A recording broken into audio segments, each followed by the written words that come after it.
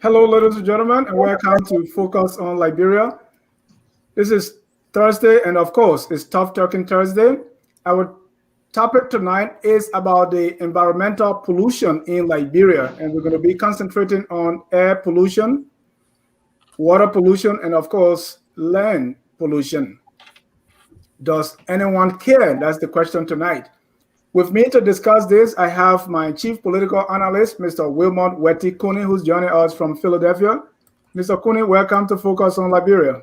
Thank you, Dennis. Happy to be here. Next, we have FOL policy analyst who's joining us from Atlanta, Mrs. Carl Famole. Carl, welcome to Focus on Liberia. It's great to be here. Also joining us from Philadelphia is our political analyst, Mr. Mohammed Sharif, a proud product of Waplo Institute in River G. Sharif, welcome to Focus on Liberia. Good to be here, Dennis.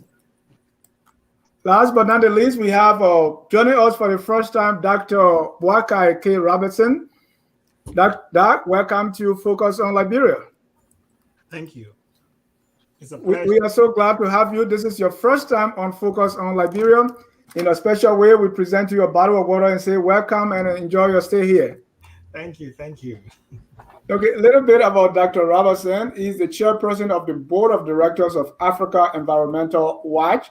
That's the group also that is working in Liberia and other parts of Africa on this whole environmental issue. He's also the director of the board, the member of the board of directors of the University Consortium for Liberia. He's the chair of the scholarship committee. He is professor of microbiology and the executive director of graduate programs in the biological sciences at Alabama State University. Dr. Robertson is the vice president of institutional advancement and dean of graduate school at CIU. He also serves as major advisor for several graduate programs, dissertation research, and theses. He is a recipient of numerous national and international awards. He published numerous papers in scientific journal and co-authored several book chapters. He is an invited speaker and presenter at several scientific conferences and universities around the world. Dr. Robertson has been a member of Africa Environmental Watch for more than 10 years. Doc, once again, in a special way at Focus on Liberia, we say thank you so much for joining us. Thank you. Thank you, Mr. John. It's a pleasure. Thank you. Well, we want to welcome all our viewers from across the globe on this special night of for the environment. The environment, it doesn't get all that attention, or maybe it does, but we don't hear about it. So part of what we're going to do here tonight is part awareness and letting people know that this has reached a crisis situation and we need to talk about it. So before we start, we're going to go around the room and just give us briefly let me start with Dr. Robertson, and we want to use you here tonight, if you don't mind, as our subject matter expert. Dr. Robertson studied that area. Carl Family also worked in that area while she was in Liberia. And so we're going to pick some of Carl's brain for her experience so we can talk about it. And what we're going to be looking at, we're going to look at the sources, how this happened, what is the impact, what was the concern, and when did this all start? How did we get where we are now? And what we want to also look at, does anyone care is the question. What has past government done about this situation? What is the present government doing? Concessional area, these are multinational corporations, schools, citizens, what are we doing about this thing? Even those who want power, those who want to run for offices, do they have these things in their plan? That's all we're going to be discussing. Invite a friend, share the show, and let's get started. I will turn to Dr. Robertson to kind of give us an overview. Good evening again. As an overview, what I'm going to start with. I think I gave you a little bit of video. Maybe we're going to start from there, or if you want me to start with another introduction of myself, I can go to that. But we're going to start with water. I'm going to give you some little bit of facts about water, and then we're going to go to air, and then I'll give you a little bit on air and then soil, and then recap everything. So if I should start, I look at some facts about water, and and water uh, accounts for 70% of the mass of the total of our body. Say it is essential constituents of plants and animals, uh, and it forms 75% percent of the matter of the Earth crust. Uh, you see that there are also different forms of water, right? We got rainwater, which is the purest form of a natural occurring water, and then we have other available water in the hydrosphere. And first and foremost, was the what is water pollution? That's the question. We say water pollution can be defined as the presence of polluted chemicals or toxic chemicals, biological agents that exceed what is naturally found in the water and may pose a threat to human health and or the environment. Um, so so what are the various things that could happen? We said, regardless of the harm that they may pose to human health and the environment, uh, they essentially water pollution can be referred to any type of aquatic contamination. Between two extremes, we can say either is highly enriched, overproductive biotic communities, as a river or lake water, or from sewage or fertilizer or bodies of water poisoned by toxic chemicals, which eliminate living organisms or even exclude all forms of life. So, what causes water pollution? Uh, so let's take a quick glimpse of what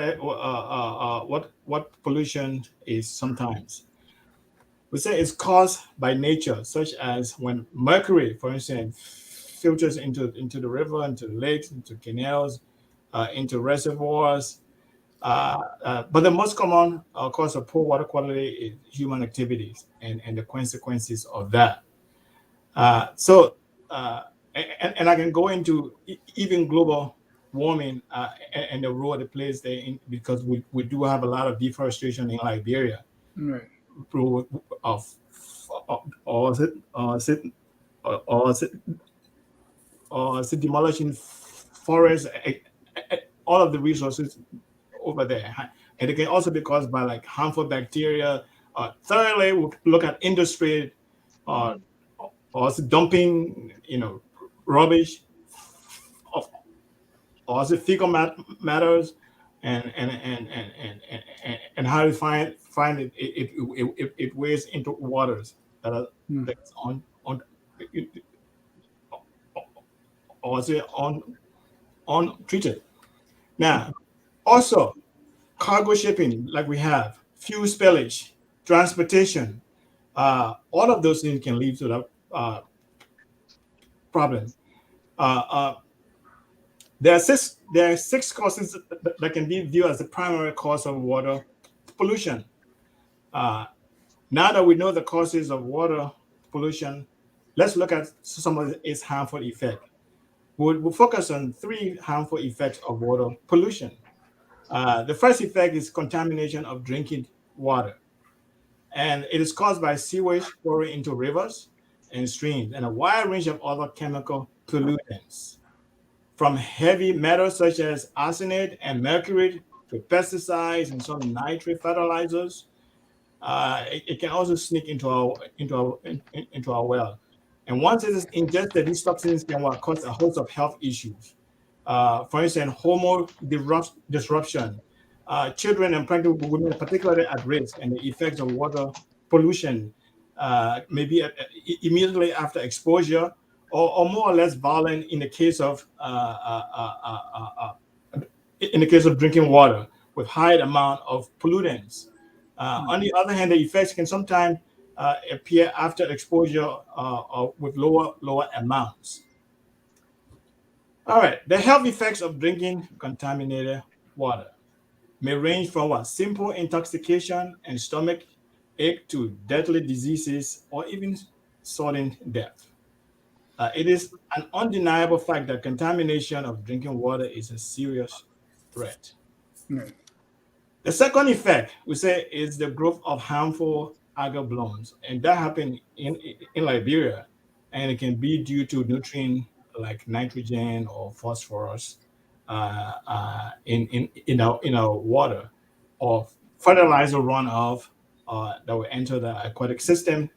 Uh, uh, uh, as I said earlier, algal bloom can affect the whole ecosystem, and when water pollution causes algal bloom in lake or marine environment, uh, the, the it can produce or introduce new nutrient-stimulating plants and algal growth. And what happens is it reduces the oxygen level into the water, and the depth of oxygen known as eutrophication. It can suffocate plants and animals and can create what's called the dead zones, Mm. where water are essentially devoid of life. If we have reptiles or harmful algal blooms, sometimes can create toxins that are detrimental to fish and other marine species, especially small fish and shellfishes. And these toxins can move into the food chain, and then they can impact larger animals in the water, turtles, dolphins, birds. Uh, uh, all of these have a negative effect Mm. and impact on aquatic life. Okay. Mm. So clearly, harmful algal blooms are they are also not to be taken lightly. We don't say much about these in Liberia, but they are there. The third effect is the destruction of the whole ecosystem. The ecosystems, I would say, they're quite sensitive to changes in the natural conditions.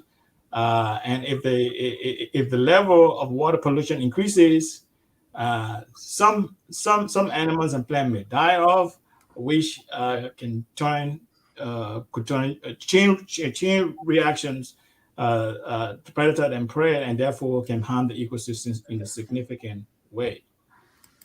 For example, marine ecosystem can be threatened by marine debris. We say that, and including litter and fish gear and all of those things. And once lost and thrown into the marine environment, the most common materials that make up the marine debris would be the plastic, the glass, metal, paper, cloth, rubber, wood, all of those things that we throw into the lake or river, and these can strangle, suffocate, and starve animals. Much of this solid debris such as plastic bags, soda cans, can all swept into sewers and storm drains. Some of them we not have some of those, but all our drains are filled now in Liberia, turning Yeah. the ocean into dry soup and sometimes consolidating to form floating garbage patches, as we see in waterside river. There's certainly water pollution, so it can damage and dramatically alter the ecosystem. Uh, so conclude on water, I would say it degrades our water quality and rendering it toxic to humans and the environment. So the effect of water pollution are highly detrimental on human health, the Thank you. life, and the ecosystem. So Thank you, Dan. just about water. Then I will turn to air. We'll get to air because you throw a lot of things at us here. So I want us to talk about them a little bit and relate them to Liberia, because when I was getting ready for this show, see what I found, right? The stats: air pollution. They say it's 73.3, which is high. Drinking water pollution high. Dissatisfaction with garbage disposal high. Dirty and untidy, very high. Noise and light pollution, high. Water pollution, very high. Dissatisfaction to spend time in the city, high. And green and parks in the city, high. So it's like, so Carl, you were in Liberia and you work with this. Give us an idea when we say water pollution in Liberia. What are we talking about here practically? So we've had an unfortunate situation in Liberia where our scientists are for the most part, especially when it comes to the oversight of mining operations of extractive industries, our scientists have been not even just our scientists, our government hasn't been effective in monitoring whether or not the companies that are operating have been operating responsibly when it comes to the environment. So just to break it down on the most basic level, um, the water cycle, the hydrological cycle, where we're talking about water, underground water, surface water, rainwater. Water is a continuous flowing process. So there's no more water existing today than there has ever been, right? It just exists in different forms. So it's important for us to understand this, because I think a lot of times when we dump things in the water, we don't realize that that same whatever we've dumped can end up in the groundwater, in the well water as well. You can put something in the swamp and it can end up in the groundwater. You can put something in the river, end up in the groundwater supply, which is where most Liberians get their water from, is from the wells. Naturally, we've been blessed in Liberia with a lot of wetlands, these kind of spongy buffer zones, these swamps that have a lot of mud and soot. And you think of it as a big filter. So a lot of times when toxins go into the swamps, it'll try to filter some of the things out. Less settles down into the groundwater supply because of our swamps. The more we back up our swamps, the less effective our natural water filtration system is. And the more these toxins seep into our groundwater supply. So when I was in charge of coastal and inland waterways, we had an environmental unit at the time. And what we used to do was employ the expertise of people from other ECOWAS states to come in and do testing for us, because we didn't really have the capacity within the country to do a lot of the tests that were necessary. So one of the things that was found was that we had high levels of mercury in our water supplies in places like Nimba, in places that have historically been near mining sites. Grand Cape Mount had high levels of mercury. And mercury, and I'm sure Dr. Robertson can talk about this a little more. Mercury is extremely toxic, extremely dangerous. Mercury causes madness, basically. Mercury can cause psychological impairments. It can cause permanent cognitive damage, not only to children, but to adults. And same thing with lead.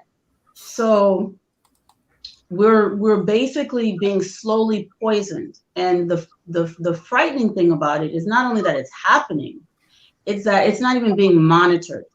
There's nobody really paying attention to how alarming it is and how much it's affecting us. So there's very few studies being done.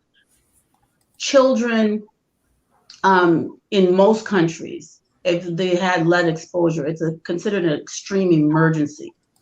And it's a medical emergency, and it's taken very seriously.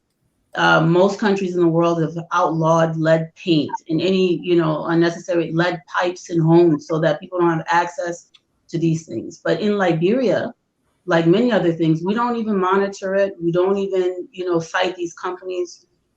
They do what's called environmental and social impact assessments before they're allowed to proceed with any types of projects in Liberia, whether it be exploration work to see if there's any minerals they could dig for, or even if it's a corporation like Beer Factory or Cement Co. on the St. Paul River, which is heavily populated. You've got the whole Mesurado wetland, water estuaries and creeks and rivers and swamps all along that feed off of that feed into and out of the Mesurado River. But yet you've got these corporations, Cement Co., Beer Factory, Coca-Cola, all dumping their waste directly into the water where people get fish that consume these toxins and we eat them. Where people, swim, this stuff seeps into the groundwater supply. You end up pulling it out of your well, bathing with it, cooking with it, giving it to your children. And unlike biological agents, which can be killed when they're cooked, chemicals cannot. So you cannot cook mercury and lead out of the water. If it's cholera or some other biological agent, you boil the water, will die. Right. But that's not the case with these chemicals. And that's what makes it so dangerous, because you really just cannot just easily remove it. It takes very special filtration systems to be able to remove these things from the water, which people don't have access to. Right. So these were things that we found when we were there. Thank you. Mhm. Thank you. And that's just on water. Mr. Sharif, right there in Kanwiyakam, where you were, there's a lot of where we drink from the streams, and people are talking about water. Then when you come to Monrovia, you see, Vietown, where right there, Vietown, there's this river passing through. Those of us from Jamaica Road, you see the Stockton Creek.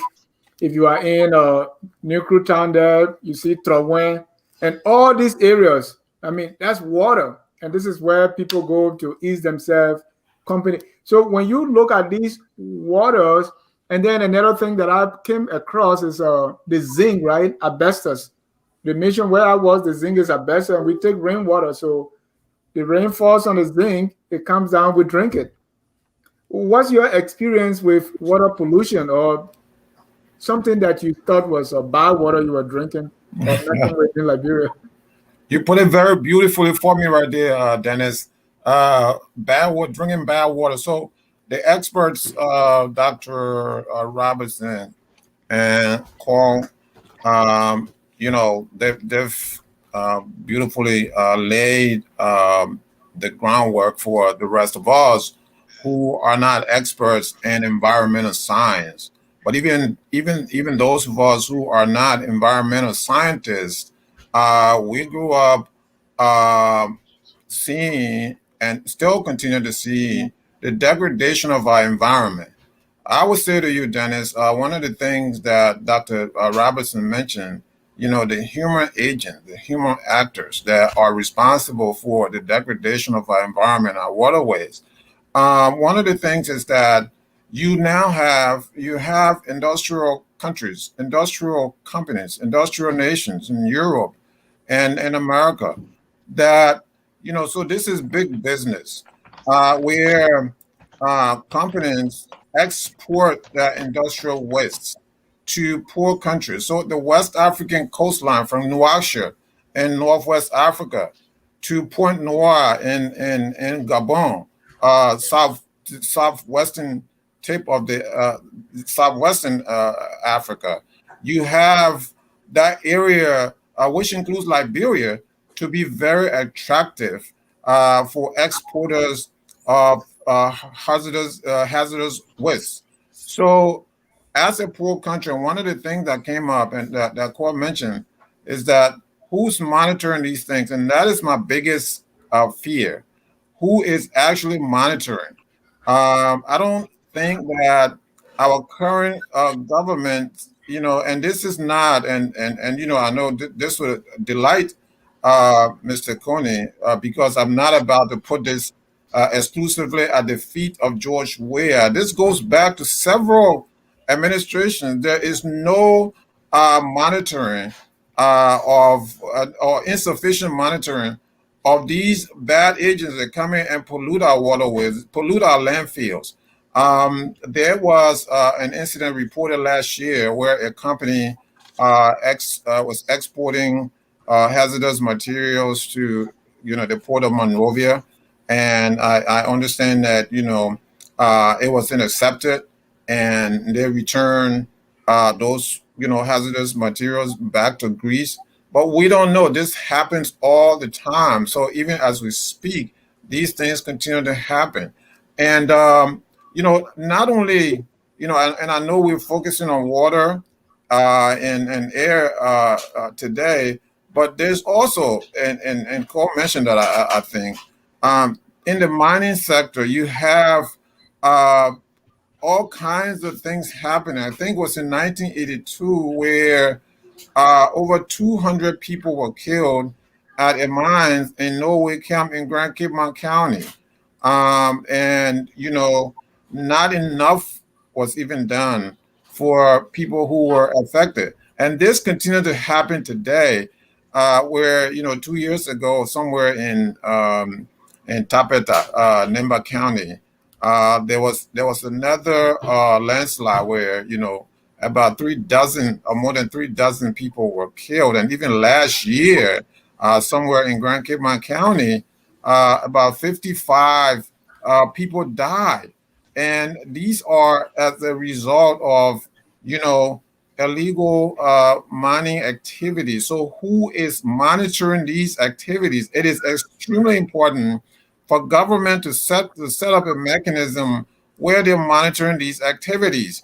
And so, Dennis, you mentioned something. When we were back in in Calipo, it was like we go to the water. The part of the water that we fetch was where the leaves are, so we'll move the leaves. So that was the coldest part. Okay, you don't know what's going on upstream. It could be, someone depositing human waste. But those are not things that we were considering at the time. We knew that this water was cold. This was the best part of the creek, and we took that water. Who is educating? Even up to this day, these things continue to happen. So who is educating the poor people? Because the rich and the powerful, the ruling elite, they are taken care of. But who is there for the poor people that continue to consume this kind of contaminated water? So it is extremely important that, again, among the whole host of national priorities that we've talked about night in and night out, week in and week out on this program, that is also a national priority. It should be. Mr. Cooney, in Sino County, where you from, we've been hearing about this mining area in Bokonjiri ever since my grandfather was a teenager. And right now, there's mining all over the country. And from what the experts are saying, the activities of these miners, they go into the waters, and that's what we drink. That's where we get the fish from. That's where we get everything from. Even right there in Nukutown, you can even begin to imagine what is being done in the St. Paul River. What's your own take on this whole idea of water pollution? And even in when I was in one area in Guinea where most of the people came from Lofa, there is this thing that people say, "Oh man, you can wash water." So you just drink the water. He said, "You can wash water." So, That one. No lies there. really, Mr. Kune, what's your experience? You can wash water too? Well, firstly, I really want you to acknowledge the powerful presentation by our expert here, our sister Cole and Dr. Robinson. As I indicated, even in the blue room, this is one area I'm not going to try to play expert. It's not my area. But like Mohammed said, even if you are not an expert in environmental issues, the impact of pollution in our country is all around you. You can see it. You don't have to be an expert to know that. And for me, most of the things that lead to the pollution are activities of normal living. People, things that are associated with living normal life. People want electricity. People cooking, they got to get rid of their waste. When you cook, you got to get rid of, the dirt. These things are as basic as that, and so the fact that this is a major challenge from, what I know, in my opinion, is just a reflection of the many challenges that the country faces. As I went over some of the literatures, institutions that monitor this stuff, they are very weak, both in terms of the technical capacity, the technical knowledge, and even in terms of the level of funding that go to these institutions for them to effectively respond to these issues. I think this is where one of some of the challenges lies. We signed these big agreements with all of these corporations that we mentioned, and the question is, how effective are we in monitoring these corporations to stick with the environmental standards that is embedded in the contract? I remember, I think it was in 2014 when Firestone was either held liable for polluting the water around their area. So that just fires them. But you can go to other corporations. So this is really is a big issue. It's not a partisan issue because we're talking about the health of the Liberian people. Pollution leads to a lot of health issues like the dog indicated. So I think we have to give this issue the kind of awareness that it needs. Uh, on the individual level, our own reaction to the debt that we make. We think we can get through it in the street, and then even the authorities there is no system. There is no system to try to pick up even garbage. That is a problem. There are problems with the FIAMA. I think they closed the FIAMA landfill, and then you have to have the infrastructure that will handle the waste, and then the waste have to be collected. If you don't have the infrastructure that will handle the waste, even if you collect the waste, where do you get the waste? So what you have over time in Monrovia, some of my personal observation is there is the creation of what I call these official dump sites, where they tell the people in the community bring the dye here. It's like it's a disposal ground, and they're supposed to go there and pick up the dye from there and carry it to some center. But if the coordination is not there, that by the time the cities, because we have not developed this door-to-door garbage collection system that we have here. So if you tell the people in the community, put the dye to this place, the people put the dye there, and there's no follow-up for the municipalities or the government to go and pick up the dye, that place now turns to an official dump site in the community. People dumping the dye, but the dye not moving. And then it overfills. It spill over. Children go in there playing. And even some people who don't even have food, they go there to try to find food. You see, so this is a tragedy, and I don't think it's something that one should wear a political hat to discuss. We don't have I think there is a serious lack of the technical ability, the technical knowledge to deal with this issue. I don't think we've given it the kind of funding level that it deserves in terms of the health issues that is associated with it. And in addition to the waste and other things that lead to the pollution that we're talking about, that is directly, I'd say that is associated with normal living, you also got to look at how the medical waste is getting rid of. How do we dispose of the medical waste? My information is that they dump all to the same place. I want to believe medical waste has a special way of handling than the regular waste. So these are all critical issues. And like I said, today I'm here to really learn, but I will give my ordinary observation and my ordinary knowledge to this discussion. Thank you. Ladies and gentlemen, this is Focus on Liberia. We are discussing environmental pollution in Liberia. And does anyone care is the question. Let me show you that you have a presentation here that your Africa Environmental Watch, and just walk out through the pages as we even go through to touching on both air and land. What do we see here? What this is all about? Here, so I would be brief.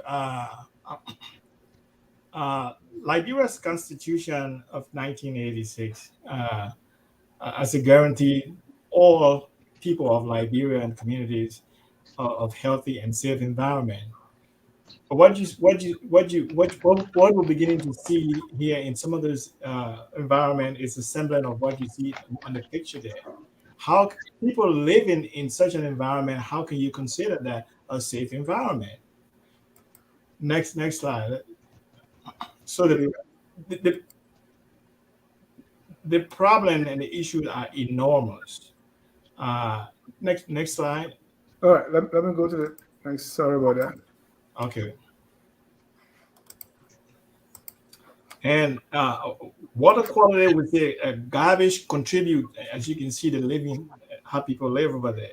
Garbage contribute, mining industry contribute, as other speakers have talked about, solid waste, like you see in this slide, solid waste management have a huge impact on water and soil. So right now, we have a solid waste management crisis in Liberia. And over 65% the illnesses, we say they're environmentally related, and we see people just walking, and today and tomorrow they just drop, they just get sick and die. They just drop dead, and people wonder why. You know, so uh, solid waste management. We know, as other speakers have said, it's not a new problem. It's an old problem, and we say for long the people's right have been abused. Uh, this is a crisis that need to be taken care of. The logging industry, the logging industry contributes a great deal to not only to land, soil pollution, uh, significantly to air pollution, even to global climate change. And when talking about air, which I'm gonna talk a little bit about it later, but look at the village right over there, and these logging companies are moving all of these particles that are going to be thrown into the air from the cutting down of those trees. They put particles into the air that are going to be very hazardous and harmful to all of those people in a close by neighborhood. Uh, next slide. Uh, so mining, that's another industry that we know can leach out toxic chemicals, like mercury, and I will talk a little bit about that if we have time. Mercury poisoning. These are all chemicals that slowly killing people in Liberia. Uh, Besides the air pollution that it also contributes to. Yeah. Next slide. And you can see another type of mining. There concessional mining and the artisanal mining. In the artisanal mining industry is not regulated. So you see all those people that are digging, and you can see the condition, and that is unhealthy and lead to a lot of health issue. As you can see, the baby sitting there on the woman's lap, and she's breastfeeding that baby and mining, and artisanal mining. So these are uh, uh, all things that need to be regulated, and of course, our style of agriculture, all of these kinds of activity can contribute to air pollution, and much more. You know. And we recently saw oil spill in Liberia, and as you can see in the slide there, when the oil was on the surface of the water, there were a lot of people going there, getting into the water. Viton, I think this was Viton, and other places near Viton, and they would get into the water, get into the oil to take oil out, and all of these kind of things, they're highly health risk in Liberia. That leads us to our next, which we can combine, will be Cole. Let me come back to you, because Sure. any stats on Liberia when it comes to these kind of pollution? I haven't seen recent stats, and even the stats that they did have were estimates. Estimates, and the most recent one was from 2010, about lead poisoning in children, um, birth to 5 years old, and they're estimating that around 40% of the children in Liberia had not only been exposed to lead, but had dangerous. Um, oh gosh, I forgot the words. I'm sorry, I don't have a copy of it in front of me. But basically, it's 40% of the children were suffering from lead poisoning, and of those children that were suffering from lead poisoning, a huge percentage of them had permanent cognitive impairment as a result. This is something that is just unacceptable.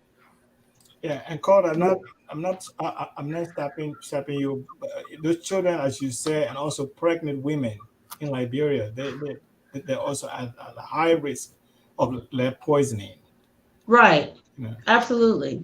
So this birth, they were studying children birth to 5 years old. Some of those children are probably born with elevated lead levels. Some of those children are probably born with elevated lead levels. Some of those children are probably, obtaining it through their environment, people giving them water to drink, they're bathing, they're swimming, whatever the case.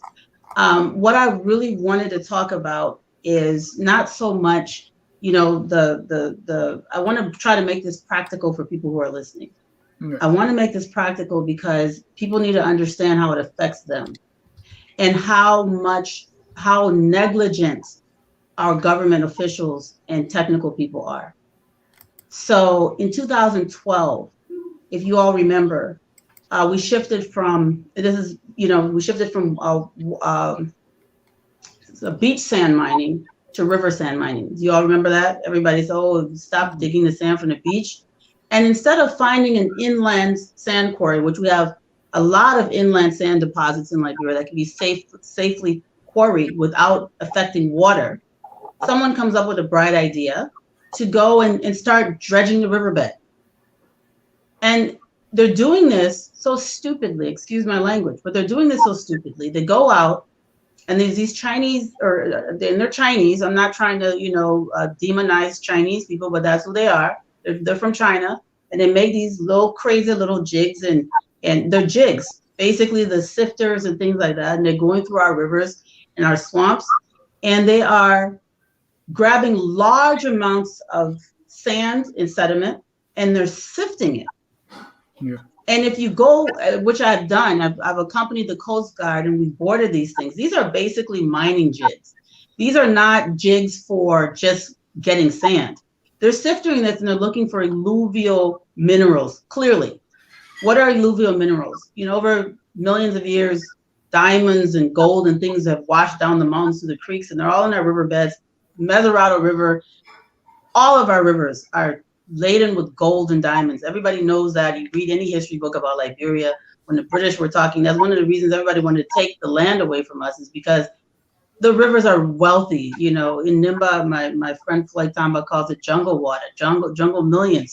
That's where our minerals are deposited. So there's two things happening. There's a lot of greed and negligence. So the greed coupled with the negligence equals a disaster. They're going into these rivers, they're sifting.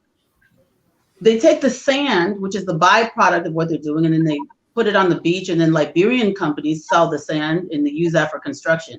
The question is, what are they doing with the minerals when they find them? Because they absolutely are finding minerals. Anyone that has ever been to a quarry, an exploration site, sees and knows what a jig is, and they know what these different filtration devices do. They separate the sediment, it shakes things down so that you'd be able to find minerals if there's anything, embedded in there.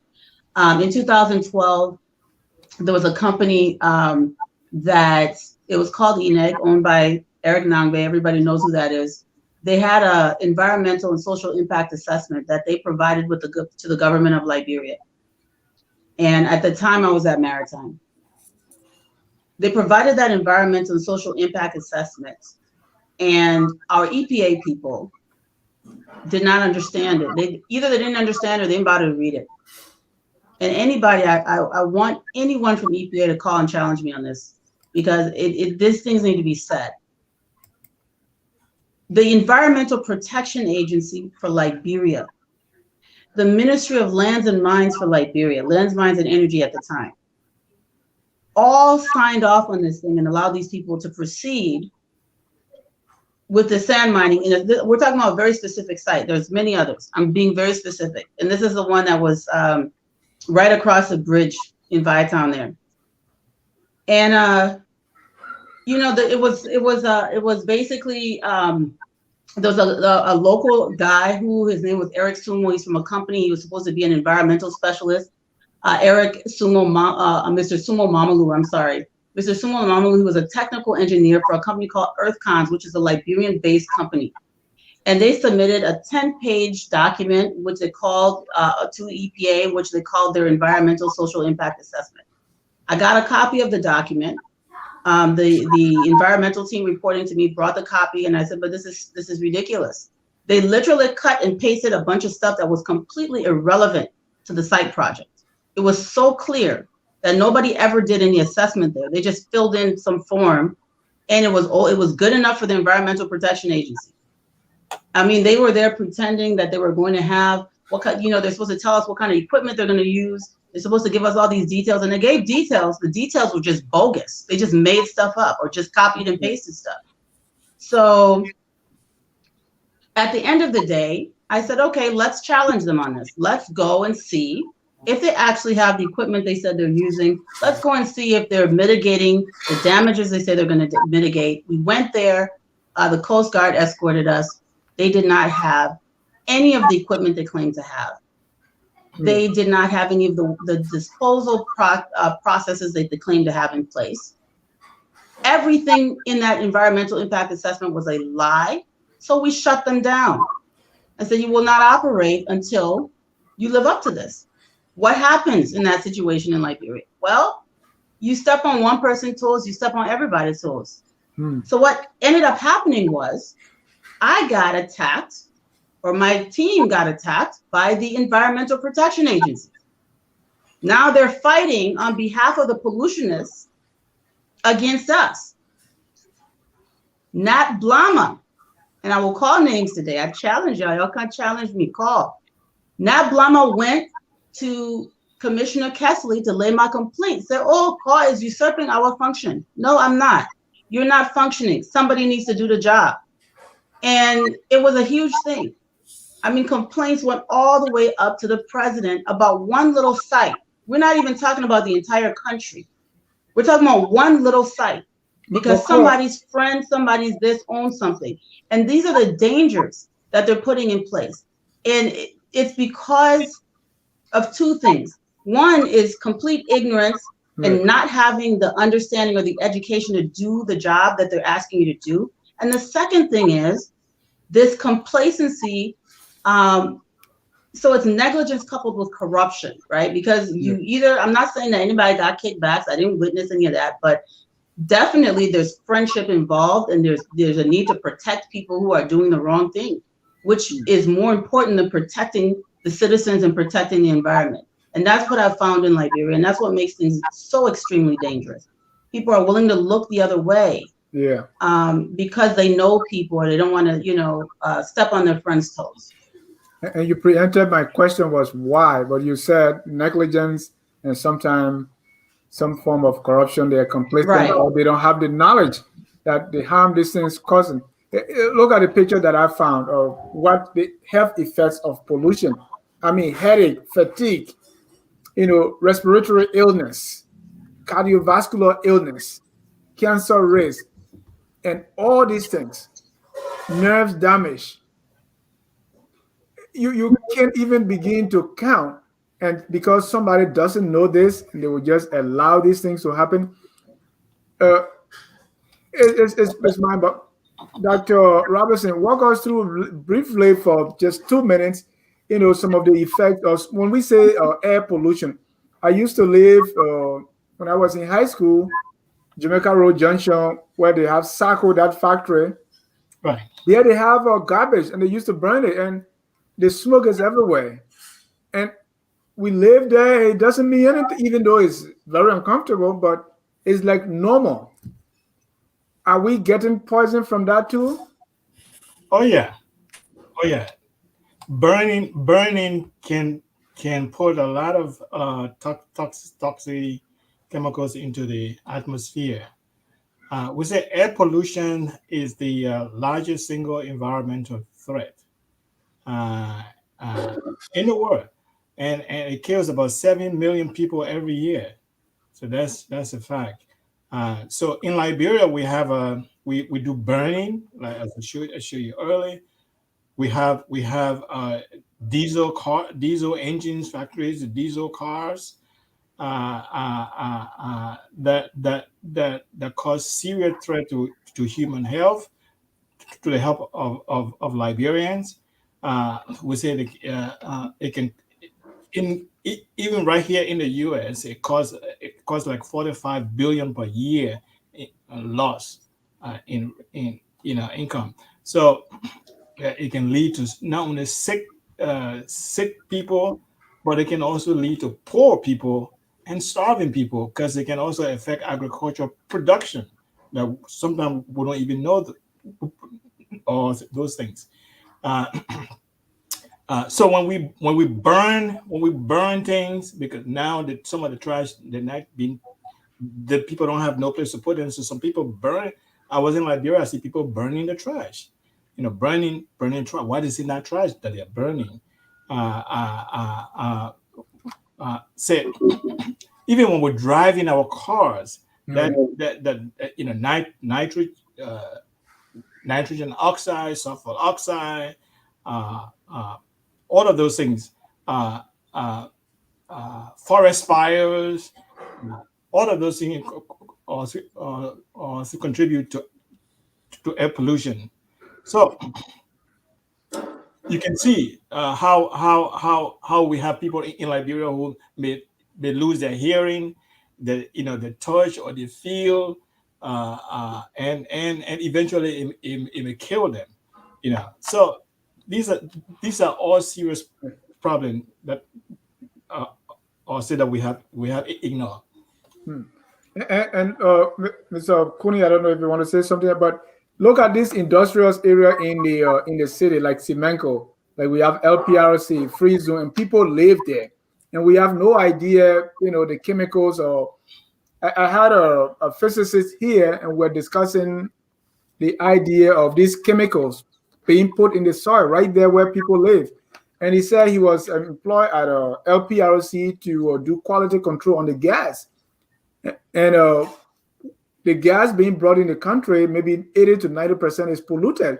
And so because he was checking these things, and because of that, he was fired. He was taken away from the job because they didn't want him. He was stopping the gas from coming because he said, if you really do good quality work, 80% of the gas won't come in the country. And this is the gas that we sell, we burn it, and we go around. This is scary stuff. Who is? Yeah, but it's not only in the area of testing for gasoline. I think it cut across almost everything that entered our country, whether it is food, whether it is even equipment. I'll tell you a story. I went to Liberia I was trying to get a generator, and all these generators were there, different prices. And you check, they say, oh, that one, it's Jackham, you can buy that one. So there's no standardized way of testing anything that enter our country. That one is a fact. And I also don't dispute that people who want to do their due diligence are punished by people that are above them. I've seen all of those things. It happen in our country. But to go to the political piece, as we talk about pollution here, then it also go into this whole question of how concentrated Monrovia is when it comes to population. The effect of the war. I mean, all of these problems we're talking about existed prior to the war, but I'm of the opinion that they've been exacerbated as a result of the war, where you saw the population move from the rural area to Monrovia in search of safety, and since some of them landed to Monrovia, they're not even going back again because there is nothing to go back to in a rural area. So a city of about 300,000-400,000 prior to the war, we got 1.5 million people that live in the city. That's a lot of pressure on that city. Then if you add to that, again, as we all said, as we indicated here, you don't have the technical capacity to understand these things and do what you're supposed to do, or you don't even have the funding level. Sometimes you got to look at the budget of the government and see how much of the resources of government is put into this thing that to keep the people safe. So this is a serious matter, and I think this is where we should lay the focus. There is not even the awareness, That's what I was going to ask. Are even people aware? Yeah, there is not even the awareness. The awareness is not there. So this is This is a problem, and I don't know what can be done. Cisco is here, the doc is here, but I think it is a national tragedy. Yeah. It is a national tragedy at this point. I mean, I was reading some other literature where they are even advising that if you go to Liberia, you got to be very careful with strenuous activities like exercising and other things like that because the air is not good. You see, so this is impacting every level of our activity, Right. as people, as a people, and as a country. And I think whatever we can do to highlight this, I think we should do that. Both on the part, the responsibility of government, the responsibility of citizens, and the responsibility of business people. I think these businesses should really be monitored. Carl was talking about. You were talking about the corporations. There's another corporation I knew about. I call it Buchanan Renewables. I understand they do a lot of environmental damage in that area. You see, so we give license to these quote unquote foreign investors, but we don't even have the capacity to monitor them. Either we are corrupt. Do we even care? Like That's where I go. Either we are corrupt. It's not so much that we are corrupt. It's not so much of the caring. We are corrupt. We want our own share of what is going on. We turn a blind eye. I just can I say something before I forget? Mr. Cooney reminded me of something really quickly. So you were talking about the government not having the resources to mitigate the pollution, or not mitigate, but to hire people to monitor.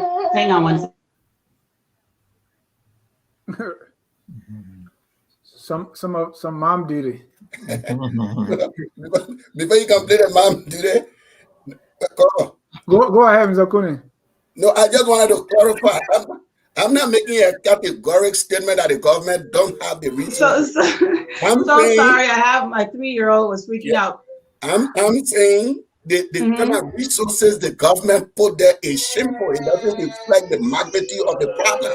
I am criticizing the government funding to that activity. Right, I hear you. And what I was going to say is, with all due respect, it's not I didn't mean to interrupt you. I just didn't want to forget.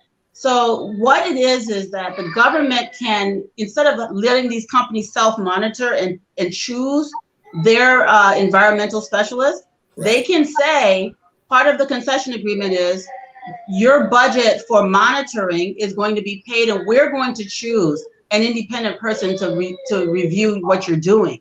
I mean, that's how it's done in other places. It doesn't have to be, that they bring their own people to watch them and we just sit down and say, well, they know better. We're just going to let them do it. No, you can tell them, since you're taking something, to make sure that you're doing what you're doing, we need X, Y, Z of the budget so that we can hire independent monitors to watch what you're to not only watch what you're doing, but to train our people so that we can do it ourselves in the future. These things have very simple solutions. People just have to be willing to do these things and think about how to solve problems. It's not impossible, to do these things. AEW has actually been involved in a lot of these awareness, and that's our job. Right. Or to bring all of these things to the forefront, education, awareness, and all of those things. AEW has been also vanguard in this area, and because these areas are so important, we will continue to do that. Thank you. Let me bring in a caller here who's been here for a long time. I've not even opened the phone lines, but because sometimes it's like all of us before here. If you even to dispose of your tire, so you go to a place and they say, well, we're taking the tire, but bring 50 cents. It's like everything. So if you think about the computers we send there, the computers, the tires, the old cars, the batteries, and all these things that are so dangerous. Mr. Cooney talk about those biodegradables, those waste from the hospitals. Where are we putting them, and who's responsible to monitor them? But let me bring in a caller. Let me hear the caller here and see what we got. Caller, your name and where you calling from? Hello, caller. Your name and where you calling from? My name is Jerome Sheldon, and I'm calling from Georgia. Okay, Jerome, go ahead. You're live. 1 minute, please. Okay. I'm listening to the conversation and very interesting. Just kind of give you a little background. I used to work with the Department of Homeland Security here at the U.S. In Georgia. And back in 2003 and 2006, I even made a visit there to Liberia with the EPA at the time with Ben Donnie.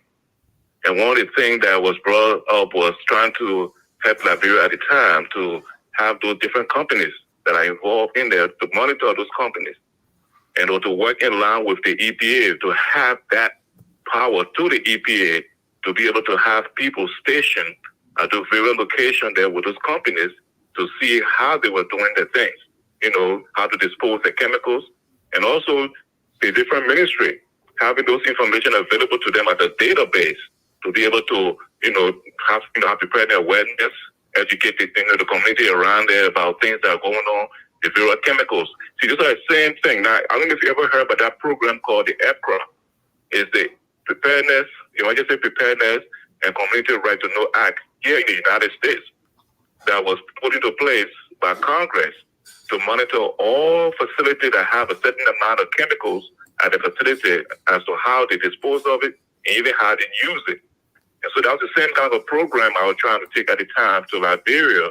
But of course, the challenge is always there with people now seeing the bigger picture. And of course, people saying what's in it for them first before they can even do that. So I compliment the panelists here to be able to discuss this information here. And I'm very happy that we are not talking about a situation like this. So just my thought. Thank you. Thank you, Mr. Sheldon. So Mr. Sharif, let's come to we're talking about will here. So in your view, the point I want us to come to now is why has this continued to happen over the years?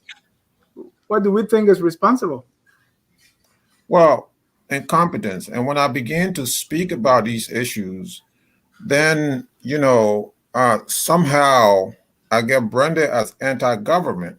I'm not anti-government, but the incompetence it's really striking. Back in 1982, and on the 20th anniversary of the Norway Cam tragedy, Nat Bisigi wrote an article in the Perspective. I don't know if the Perspective is still going, yeah. But he published a very important article in the Perspective outlining the environmental issues that led to the disaster at Norway Cam, and that was in 2002. So we're talking about the same issues now in 2021. So if Norway Cam occurred in 1982, nothing was done. What is preventing this administration? What has prevented previous administration before this administration? And now this administration is the administration. I don't care whether we like it or not. They are now in governance. They are now in leadership position. So it is important that leaders step up. You run for public office for a reason. You run for public office not on one issue. Okay, so public service, to become the president of Liberia, you are not a one-issue person. Okay, so there are it's a multifaceted issues that you are going to face. You're going to be faced with the moment you walk into the executive mansion, or should I say, the foreign minister building.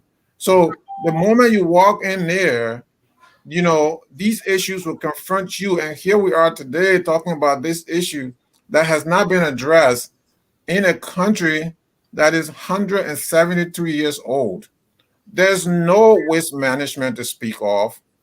So we're, for the most part, the discussion is centering around Monrovia. But it's not just Monrovia. It's throughout the length and breadth of Liberia. Garbage disposal. What is our means of disposing our garbage? We burn our trash. And then the human waste. There are houses with no running water. There are houses with no toilet facilities. So people go into the landfills to ease themselves. So in our cities and towns and villages, you have individuals. So if, they need to attend nature, it has to be said. These things have to be said. So people use, the back of buildings, park vehicles. It is very shameful in a 174-year-old country that we're talking about some of these things today that's degrading our environment. And Dennis, what's scary is that there is no plan, there is nothing in the works right now to address these issues. So I took this from a newspaper. I don't know if you can all see this, right? This is from, this is an erosion, right? A mudslide that occurred in one of the villages that were affected last year. But there was no sort of report. There was no assessment done as to why this occurred, and that, to ensure that this must never happen again. It was business as usual. We pay our condolences to the bereaved families and we move on. So someone said it's about the now, and then we're going to move on the next day. So in Liberia, we're a 174-year-old country. People are burying their trash. So in Monrovia, if you have a pile of trash and you don't know where to take them, the city mayor said it. In one of his press conferences, the city mayor said he wants people to stop burying their trash. This is the mayor of the largest city in the Republic of Liberia. So the government itself is culpable of environmental degradation and causing all of these problems. And again, I'm here tonight to say I'm not putting all of this at the feet of the Weir administration. But right now, if we're going to speak of the now, this is the administration in office. They are in office. So you can never escape the political ramification of this. You don't have leadership at the executive level. You don't have leadership at the legislative level. You don't have leadership at any level when it comes to addressing these very urgent environmental issues. I mean, the urgency of this moment cannot be overemphasized. And so, Dennis, as we sit here and discuss these issues, it is very important that we are talking about this, and one of the only shows that's ever going to talk about this. But will the administration care? And that was one of your questions. Who's listening? Does anyone care?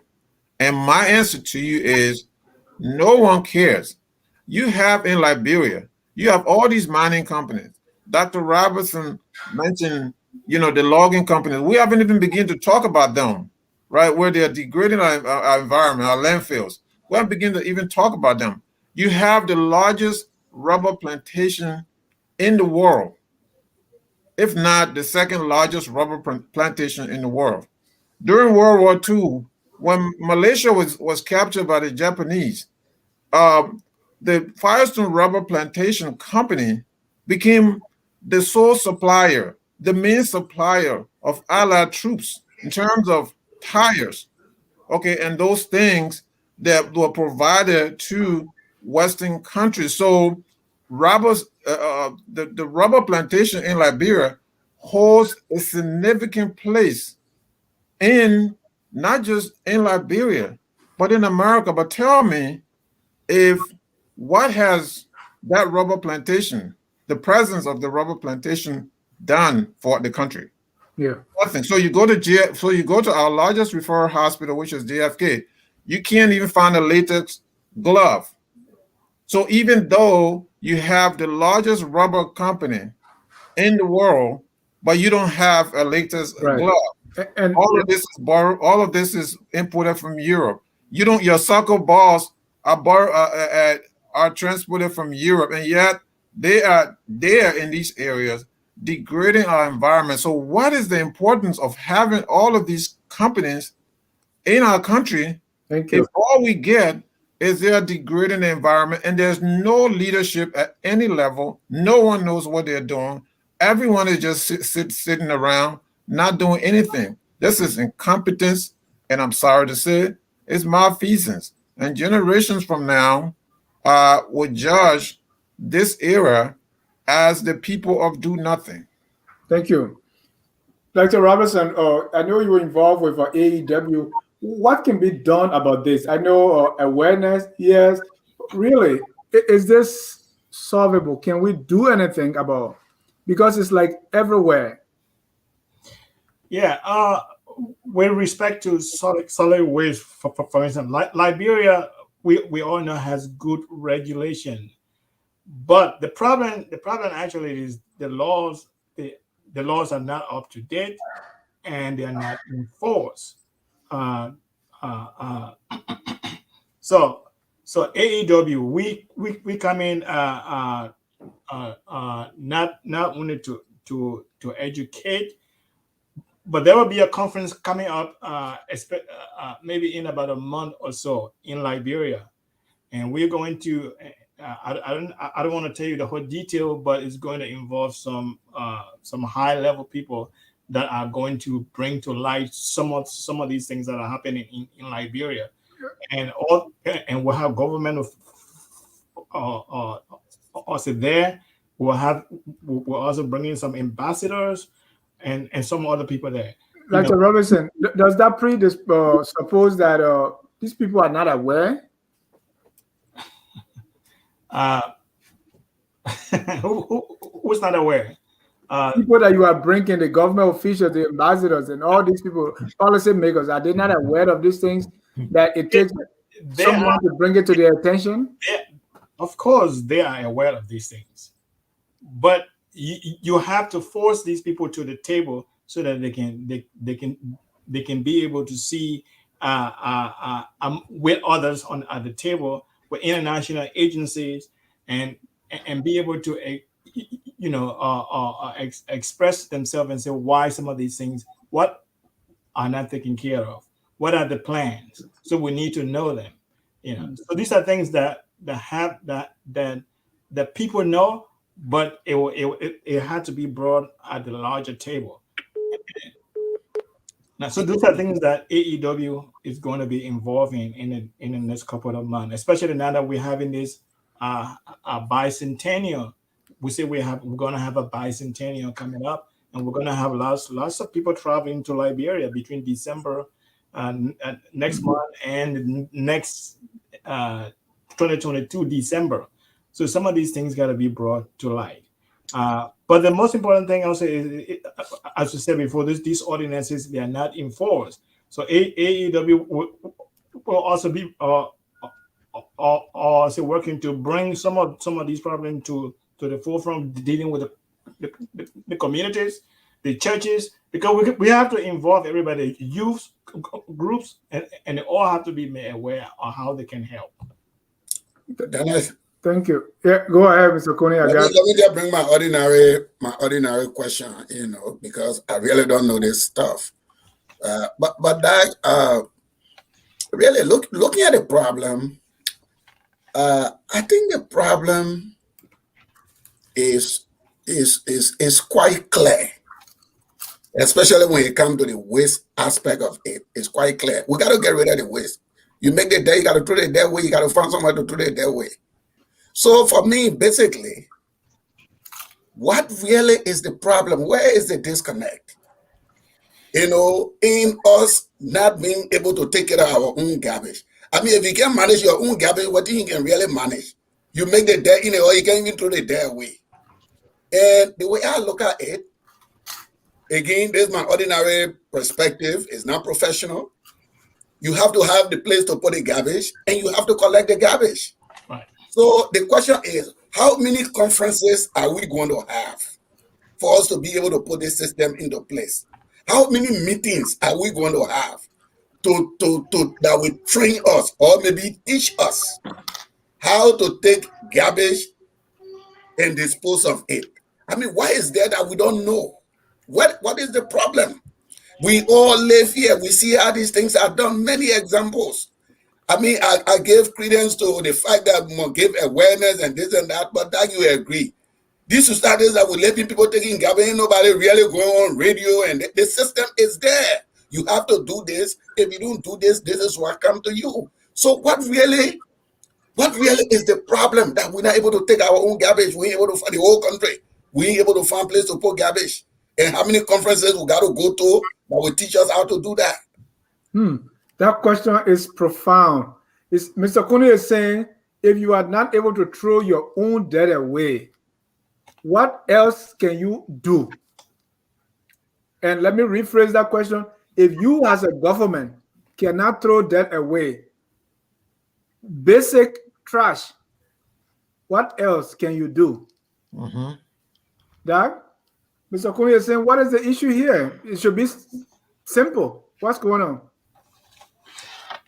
It's a simple issue, but it seemed to be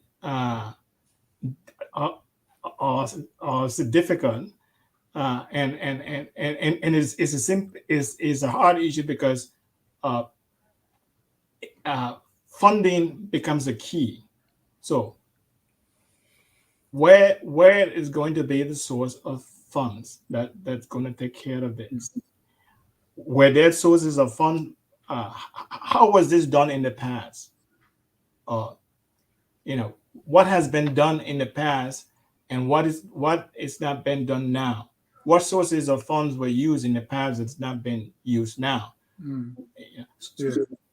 Carl, you were there. You listened to Mr. Kuni pouring his heart out as to where is the disconnect here.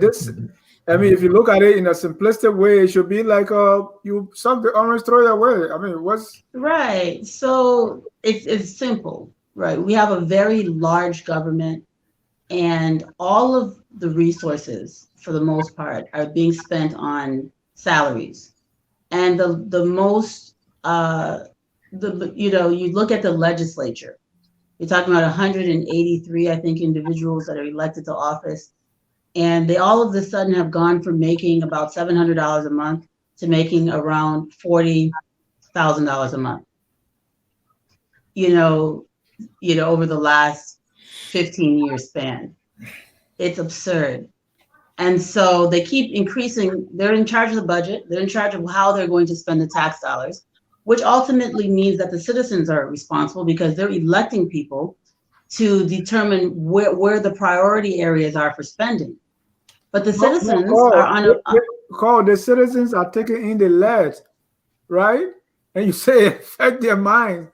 So maybe these things are connected, because what will cause young people to be in the street, dancing for whatever reason? This is the benefit of keeping. This is how people benefit from keeping people uneducated, referring to them as intelligentsia and bad mouthing education. Because the more people wake up, the more they're aware, the less they'll be taken advantage of, and the better choices they'll make about their own lives, their own futures, who they're going to elect. And just basic civics class. People know that if you elect someone to office, that person represents your interests. They're not there to give you rice. They're not there to pay your school fees. They're there to make sure that your tax dollars are spent properly, so that you don't need someone to pay your school fees. So you don't need somebody to buy you rice. You can buy your own rice. You'll have a job. You'll have a clean environment to live in. So if we really are serious, the situation in Liberia has become so critical. We have this gigantic parasite, which we call the government, which is sucking all of the resources to maintain itself. And the citizens have nothing. And there's supposed to be a trade-off. In every country, even kingdoms, there's a trade-off. You give up some of your freedom to the government, and in response, the government is supposed to make sure that you're safe. The government is supposed to make sure that you are protected, that your basic needs are met. That's what being a part of a society, a civilized society, is. In our case in Liberia, we give to the government, and the salaries are carrying the weight of the society, and it's like this big parasite that's sucking all the resources. They don't have anything left after they've paid themselves to do their jobs. They don't have anything left to do their jobs. Even the work that we used to do was out of our pockets, was out of our own resources, because there was no budget allocated for us to do investigations. So we just did it, because guess what? You're getting paid. You're not supposed to just sit there. Let's get up and go in the field and actually do work. Oh, I don't have this. Okay, everybody get in my car. I'll put gas in this other person's car. Let's go do the work. It's that desperate. You have the land authority. They can't get out to do anything. You've got inspectors. They can't get out to do anything. When people are in that situation and they go to these mining companies, it's very easy. And they're very susceptible to be bribed under those circumstances if they do see something going wrong. So the situation is a matter of us needing to really sit down and think, do we want this government to be as big as it is? Do we need this many lawmakers? Do we need this number of lawmakers for our small population? And do the lawmakers we have, are they supposed to make this much money? We really cannot solve the problems if we continue the way that we're going, the route that we're going. We keep creating new seats in government. I heard Darius Delon on your show the other day talking about creating another agricultural agency that will be funded with tax dollars, because the 2 or 3 that exist under the government already are not functioning. Well, guess what, Senator Delon? Guess what, lawmakers and senators? Your job is to monitor the executive and make sure they're doing their job, not to continuously create new government agencies that won't do anything. The government is too big. That's why it's dysfunctional. And no public policy person will look at Liberia that's so top heavy and question why it's not functioning. There's no way for that kind of government to function. Thank you. Few comments here, and I'll bring in callers here. Lennox Perkins, gasoline contains benzene, which is a carcinogen, a cancer-causing agent. Yeah. Gomez said the opportunity is yours to join November Born Associate. Oh my God, sorry about that. There is no municipal solid waste management plan, say Raphael. And Lennox say 1 gallon of gasoline into the groundwater can contaminate 1 million gallons of water. Thomas Awaji, people are swimming in that blue lake or river. They have no idea the amount of chemicals from the mines. I didn't know people were swimming in this blue lake.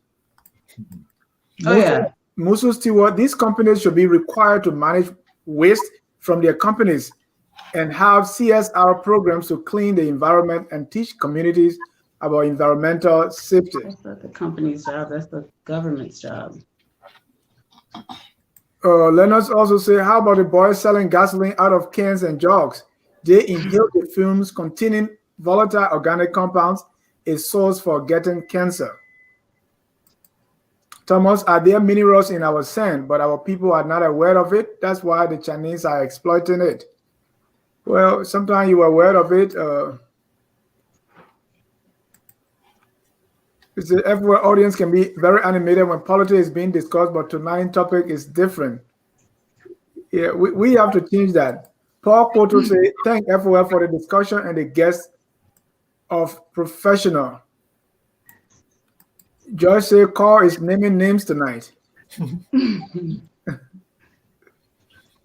All right, let me bring in another caller here. That's Opa Ansu Dualu. This guy loves to talk about trash.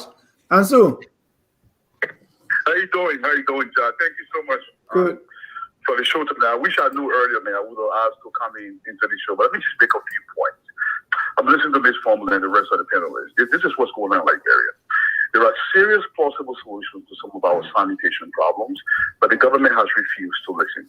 Now, I want people to get this out of their mind. There is no multinational corporation that will come to Liberia and do what they're supposed to do if they are not forced to do that. It's not going to work.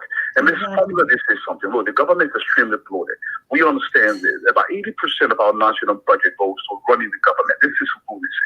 People have to understand that the people in the country cannot continue to sit and put their hands between their legs and expect something to change.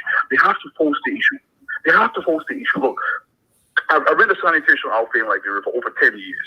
I understand this issue. I've presented plausible solutions to the government that we can actually address the trash issues in the country. I've given them solutions. They will not take the solution. We've done everything. Our country is literally being destroyed. And I don't want people to stress too much on the EPA. The EPA literally has absolutely no power, nothing to do anything about anything in the country. The legislature sits there and does not do its job. But I just want to put a few numbers to some of the issues you guys are talking about. According to the United Nations and the World Health Organization, Monrovia, I'm so sorry I'm talking so fast because I'm so passionate about this issue. Lost on average $19 million every year because of poor sanitation in the city. John, can you still hear me? Yeah.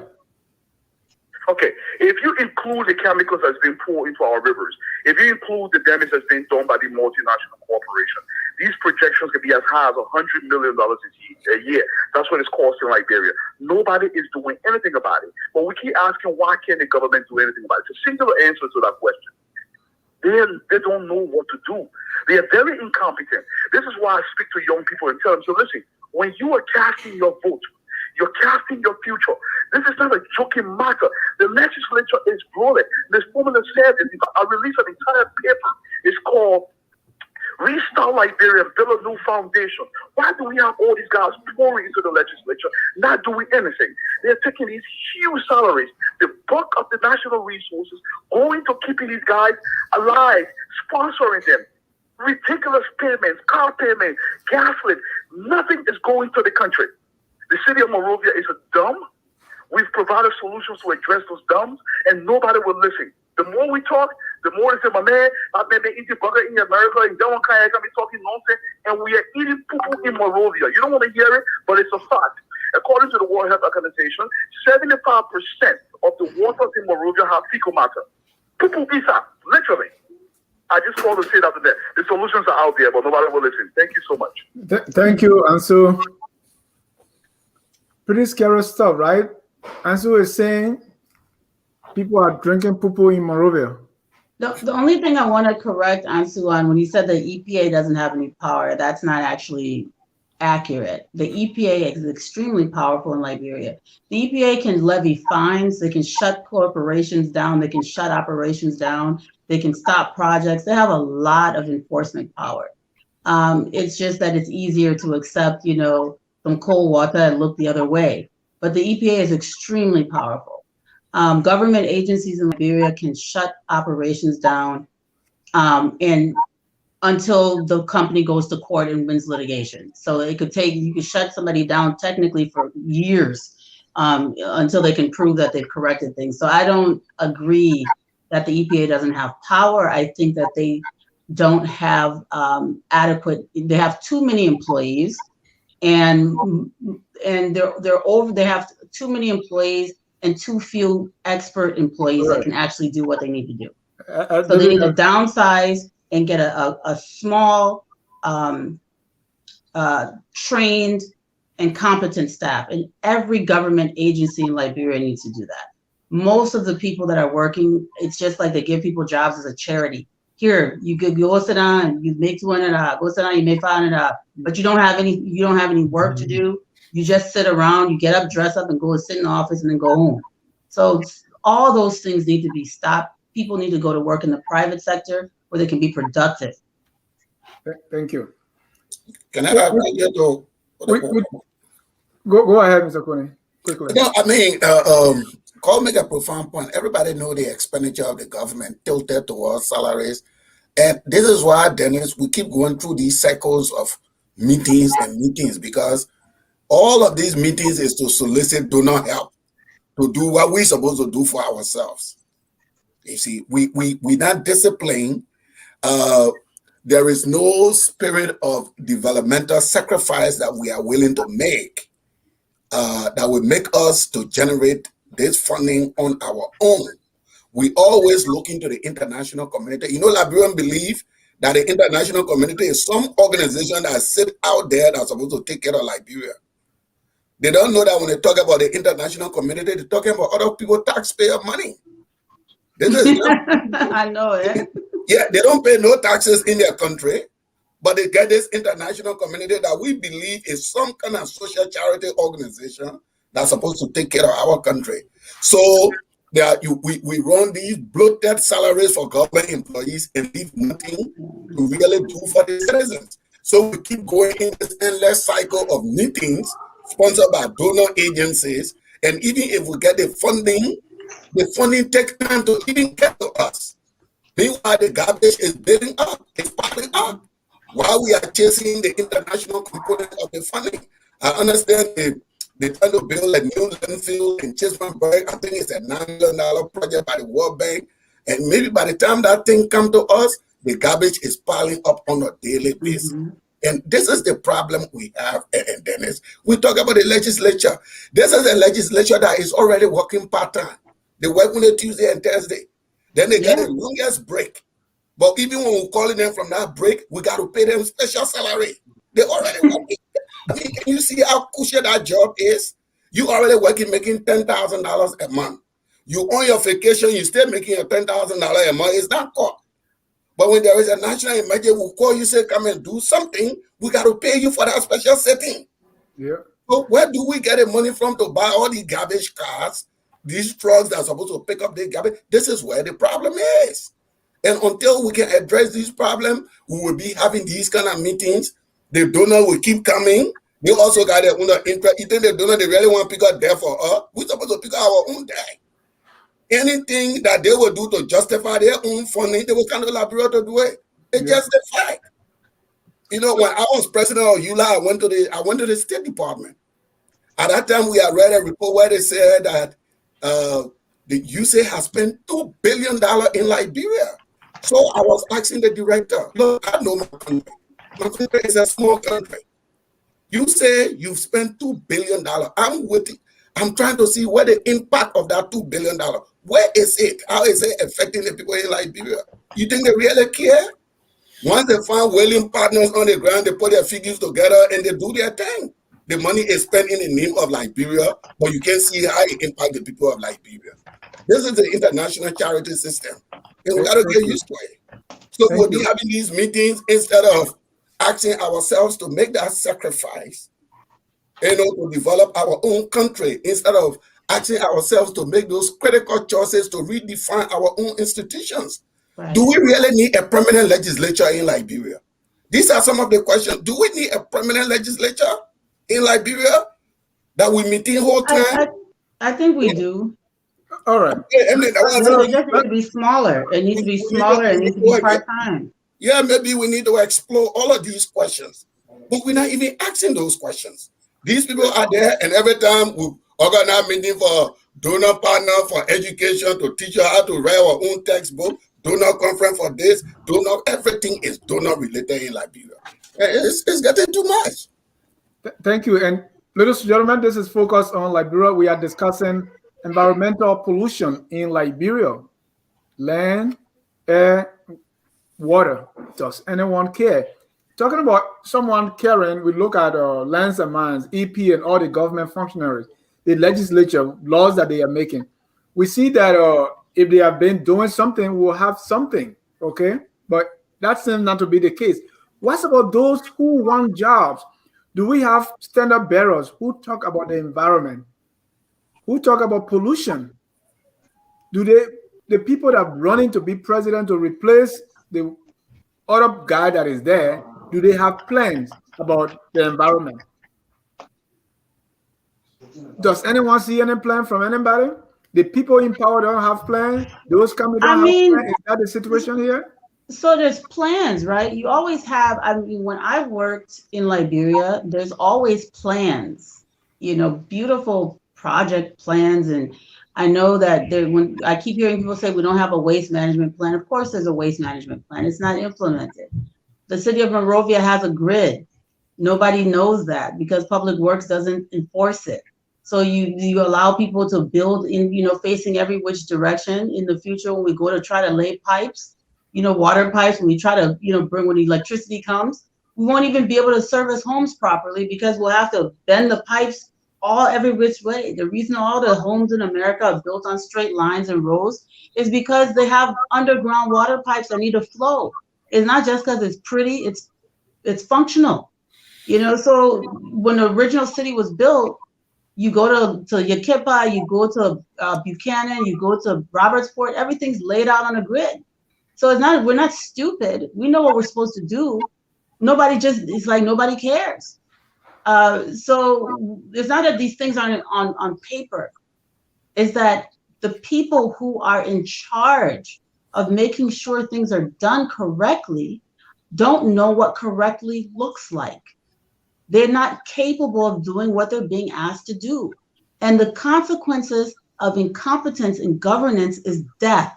People die because of ignorance. It's not a political issue in the sense that, that this other government, no. If you keep putting people into positions of authority and power that do not know how to do things, they are not only going to fail, but people are going to die. The consequences are dire. Yeah. And we have to realize this. And when we talk about building human capital, there's a reason we keep emphasizing this. Because every child in Liberia deserves the education that my children are getting. Every single child in Liberia deserves to drink clean water. Every child in Liberia deserves to be able to reach the full human potential. They're not going to be able to do that if you put people in power who don't know what that even means, who don't even know what that means. They don't know what that looks like. They can't even conceive of themselves or their people in any better condition. So they desperately want power so they can get money so they can escape Liberia. That's what you see happening. Right. And until Dennis, until we all get together and say enough, and we bring some kind of renaissance of thought to that country, rebirth of how we view things. I love what Pakuni was just saying about, throwing out there that do we need a permanent legislature? I don't think I think we do, but the fact that he's even asking that question is important. We need to question everything. Do we need that many lawmakers? Do we need that many? Why can't we have one lawmaker for every 500,000 people? What do they do anyway? You listen to some of these people talk. I would not hire these people to file my papers in my office. They're writing laws for the country that they don't even understand. They're signing bills that they can't comprehend. And they're being paid absorbently to do so. For what? Right. And that's the big question, for what? Mr. Sharif, you're laughing. But let's take and again, I'm coming to. Can I ask one ordinary question, please? People that want power, right? Does this thing even concern them? We went through 2 months of a group called CPP arguing about documents because they have nothing tangible to talk about. Have you seen any of them talk about pollution and what can be done? And is it because they don't have these things?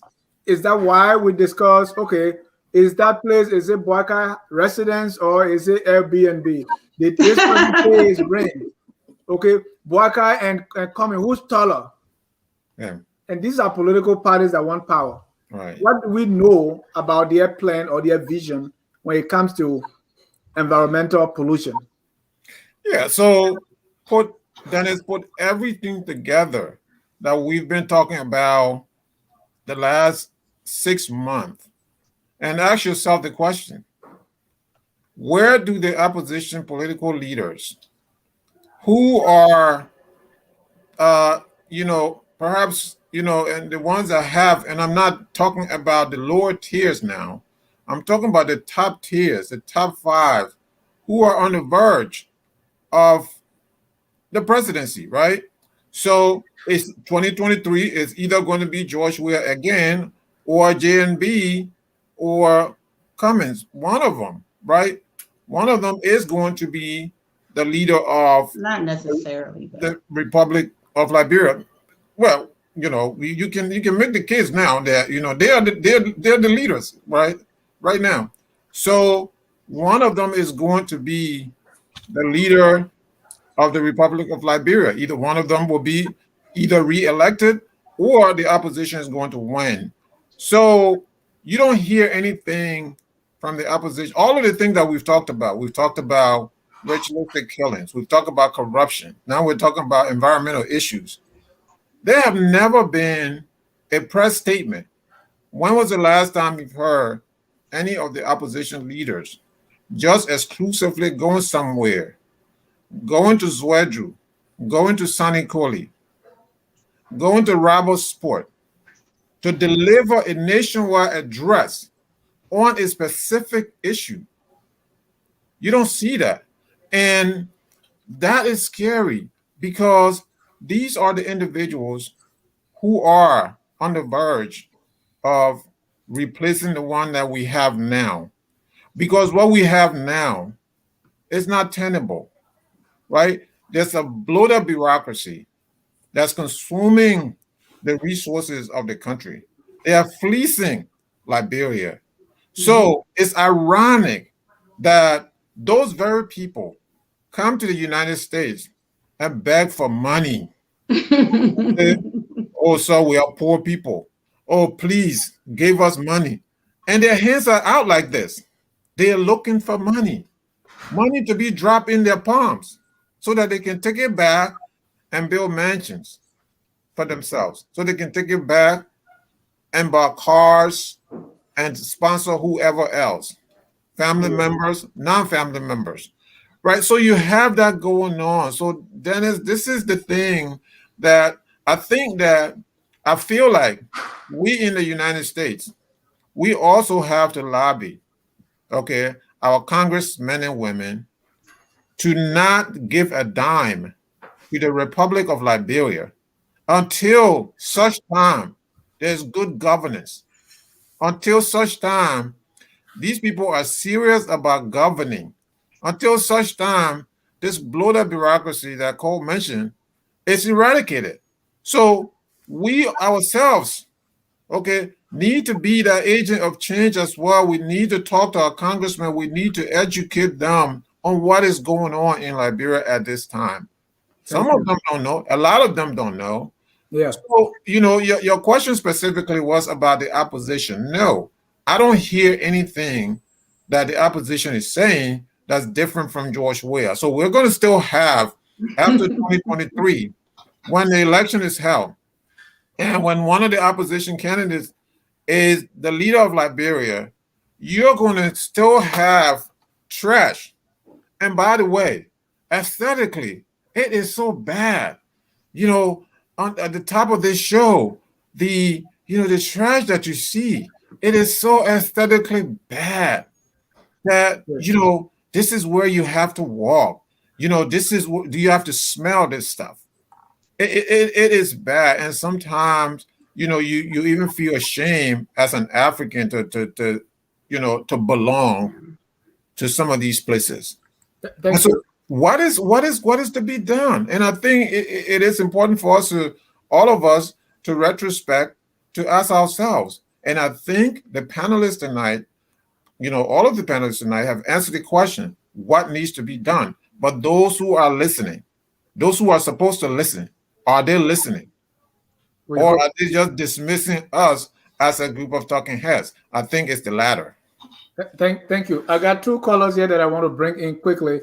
And someone also mentioned about, because all of us have a role to play, the current government, the opposition, the citizens, schools, Ministry of Education. Are these things embedded in our curriculum?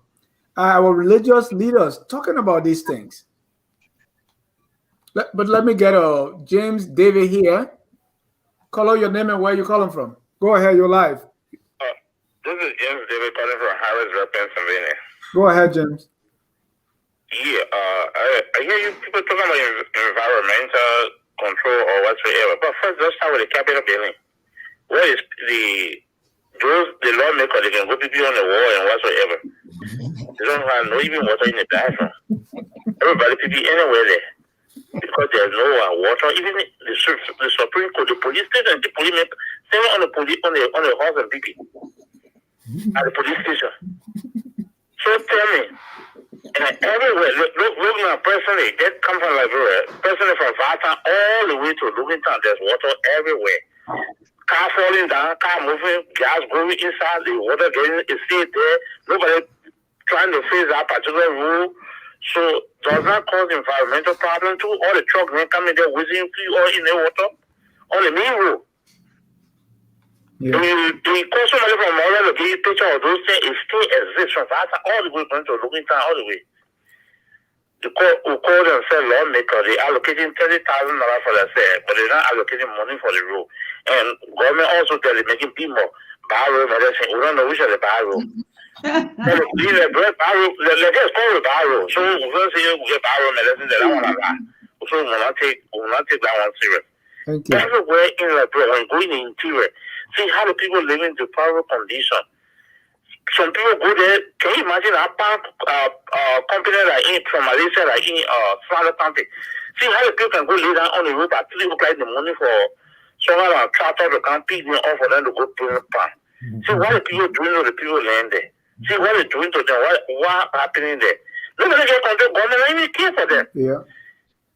Nobody care for them. They care for them. What happening to the people? What happening there? Nobody care. Thank you, James. Nothing. Thank you. You have a point. It's very bad. We say this one, you go see the capital building and say, well, they pay all of their money and they get budget for water to kind of pay. We are going there, they can get water, kind of water, so they can bring water there and put in the thing there. When we are going there, it's the water business over. The Lord and say, they have a stock or say, why are they paying them? Because they pay them to do that and they get budget for this stuff. Thank you. Thank you. Let me bring our last caller here. Caller, your name and where you calling from?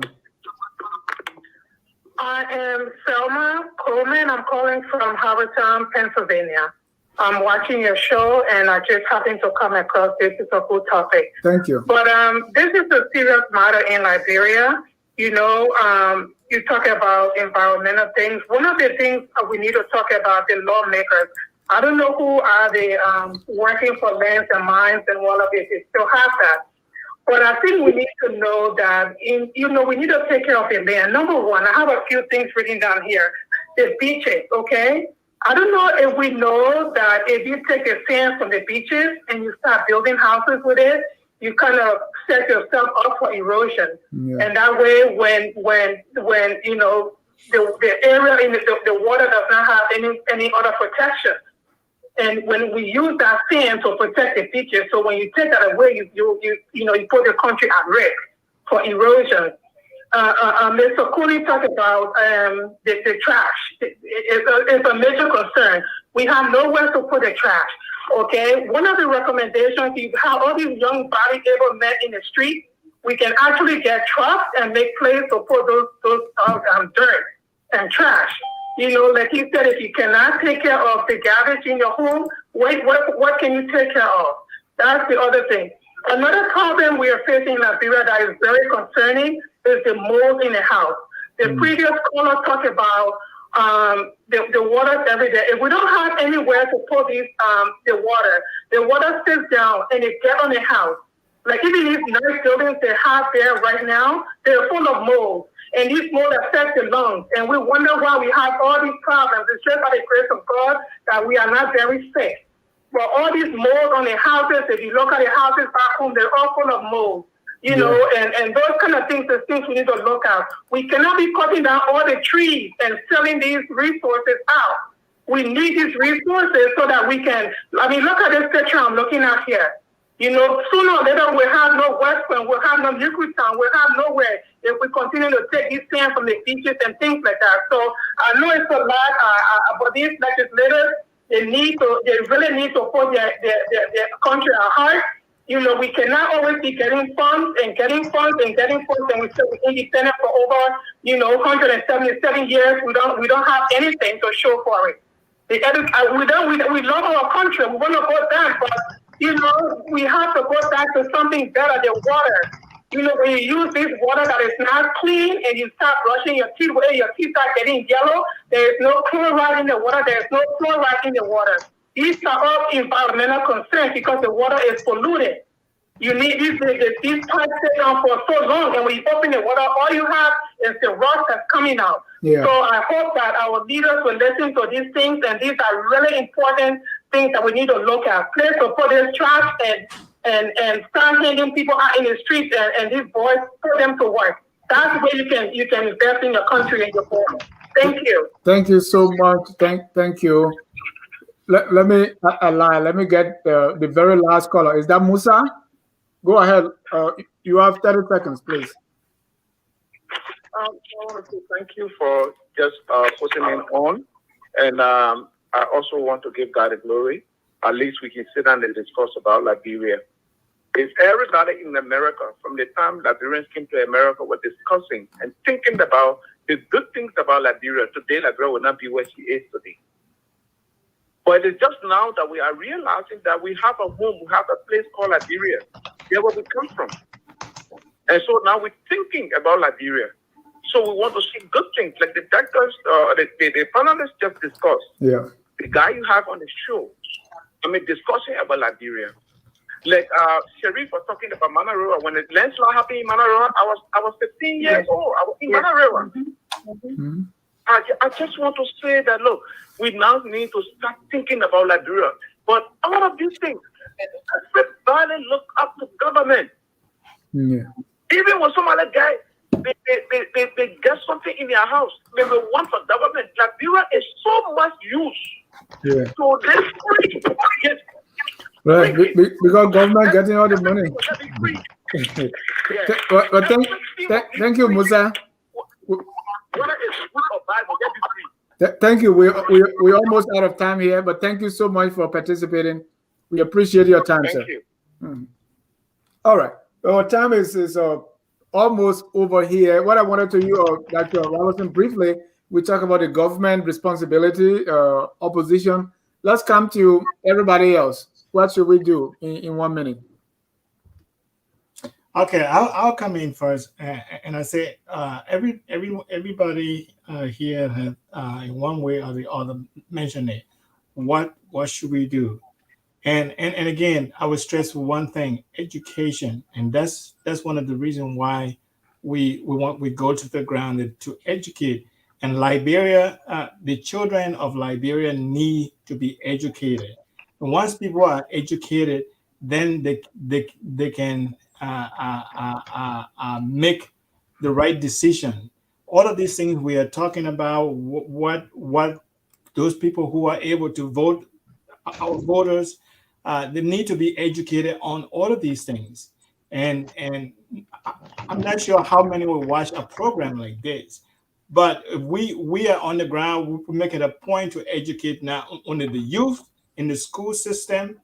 We will educate or all of those leaders in the churches, all of those or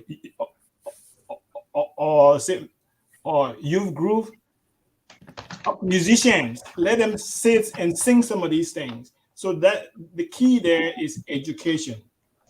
That's the final thing I have to say. Thank you. Quickly, let me give you a synopsis of what we're going to be covering later on. And then after that, we're going to enter our Tabata session. Tomorrow at 6 o'clock on the Literary Hour, Strangers in a Strange Land, Voyages to Liberia. You don't want to miss it. Join Professor K. Moses Namwe and Jackie Sayer for the Literary Hour. It comes on every Friday at 6 o'clock. On Saturday, we're going to have Dr. Joel here, who's going to be talking to us on innovative ways into Liberia's future. Dr. Joel King, he's going to be here. You don't want to miss it, tomorrow at 7 Eastern. Then on Primetime Sunday, we're going to be talking about 3 important issues here. The murder in Monrovia, VP JNB's visit to the USA, and President Weah's trip at the summit, at the climate,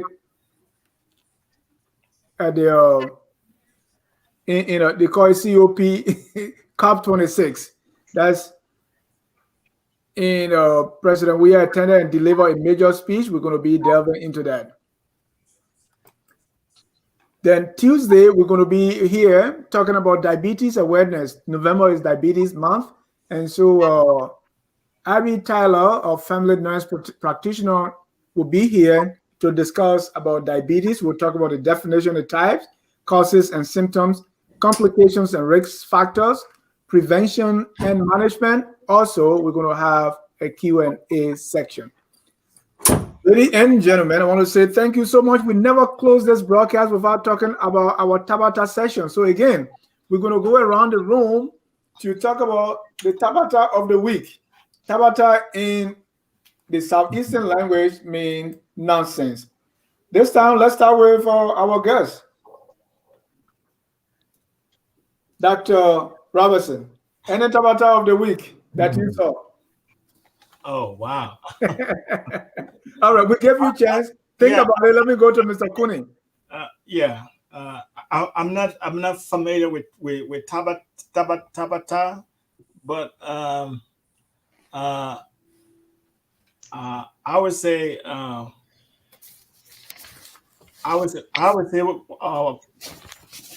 what's up with all of these bicentennial? What's up with the bicentennial? Why is that important? How are you preparing for that? That's the Tabata of the week. Thank you, Mr. Cooney. Well, the Tabata of the week for me, maybe it's something that I've observed over time. There is this situation where legislators want to be executive. This competition between legislative projects. Instead of the legislature approving and monitoring the executive to implement projects, now there is a serious competition between executive projects and legislative projects. I think that's a Tabata for me. Call. Really quick. The caller had said that we're doing beach sand mining since 2011. It has been changed over to river sand mining. We no longer are mining beach sand in Liberia. It's illegal, and that's one of the few things they enforce. Tabata for the week. Unity Party Women's Congress retreat was hijacked by Henry Costa and a bunch of men. And they broadcasted the program, and it was mostly men speaking, mostly men being photographed, and it was unbelievable. That's all I'll say. Very, very discouraging to have a women's retreat dominated by men, the oldest established political party in the country. Most unfortunate. So that's the Tabata for me. Mr. Sheriff. I want to go to the issue with Dr. Daniel E. Cassell's helicopter and where.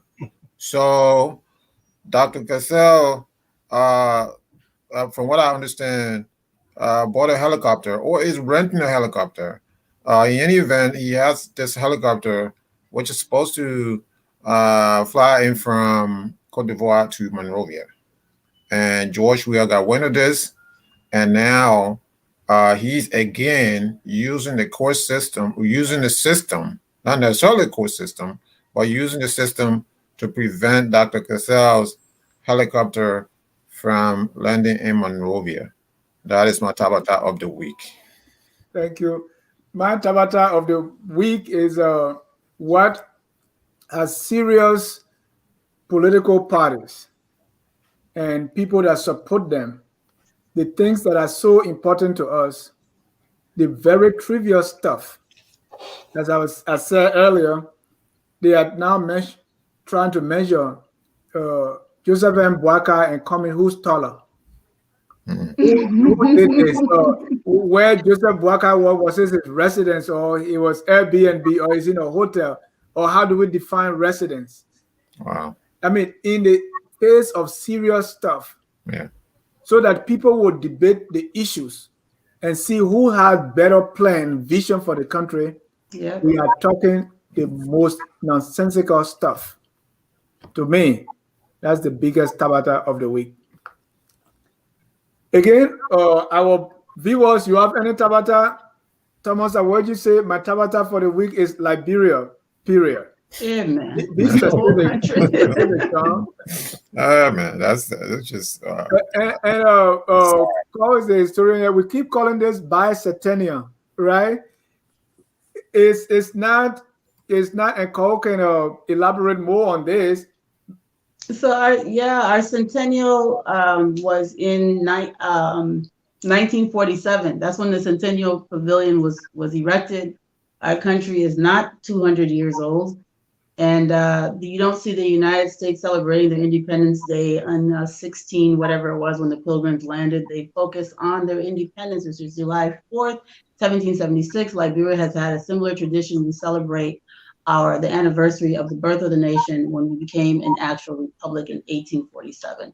So what is actually being celebrated is not a bicentennial. It is a celebration of the arrival of the first group of settlers to our shores, the first group of African American settlers through the ACS, but not even the first group of settlers, because we had other settlers that came from abroad. Our history is skewed, and we forget how close proximity we are to Sierra Leone, and that we've had many interactions with people coming from across the ocean, emancipated Africans before ACS brought people to Cape Mazzarato.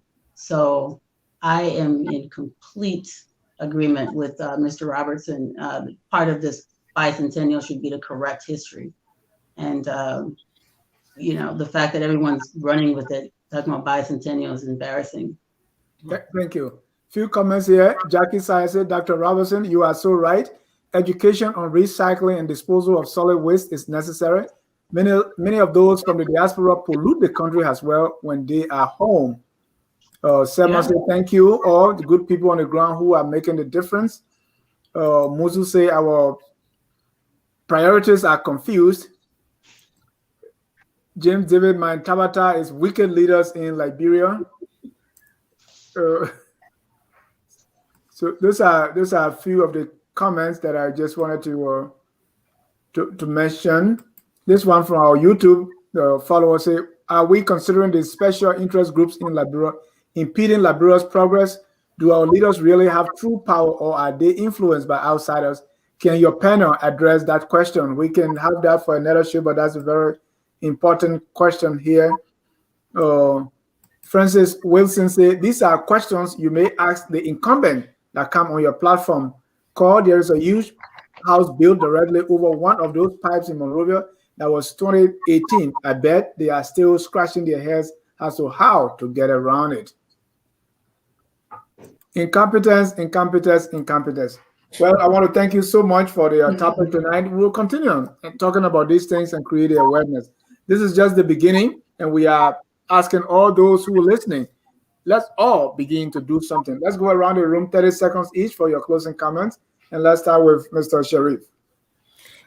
So the issue we discussed tonight, the reason for the failure, the nation's failure, even though this government is, a civilian government, a democratically elected government, but it acts like a failed state, and because of the lack of leadership around the national priority issues. And what better national priority issues to talk about than to set on your plate than the environment. So it's not happening because of the failure of leadership. Mr. Koenig has a question. If in your own house you can't throw your trash, then what are you supposed to do? Well, where are you supposed to throw the trash? If I get a trash can and I don't have any place to dispose of it, where are you supposed to put the trash? So the government must take the lead.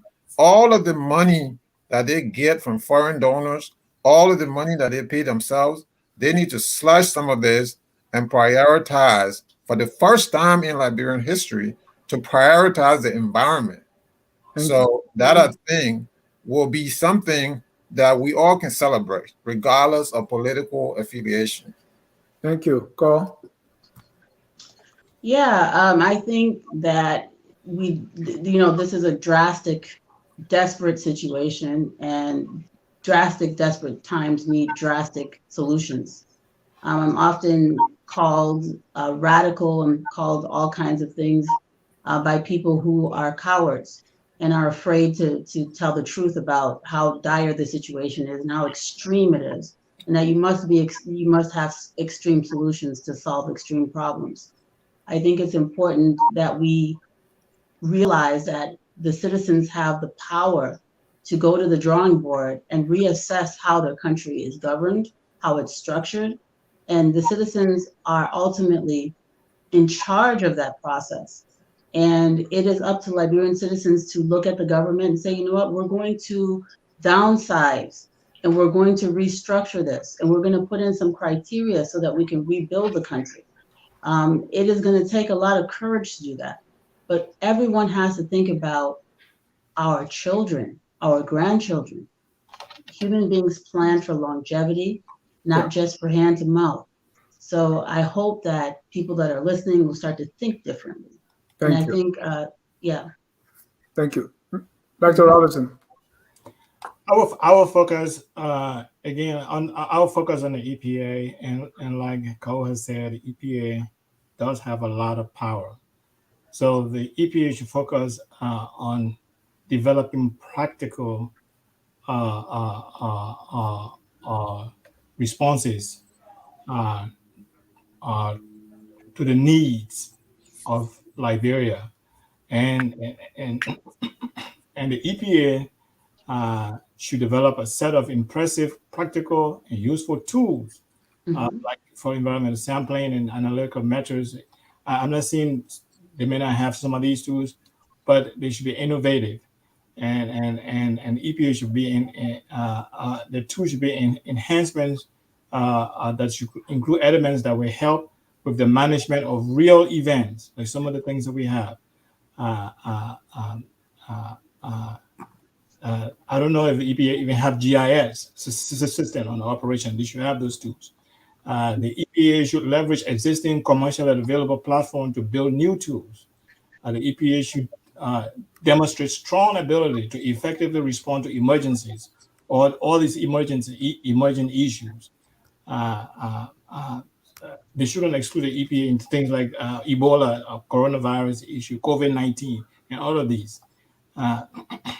So the EPA should have a strong resourceful entrepreneurial research staff that would develop beneficial tools and information for all of these things that are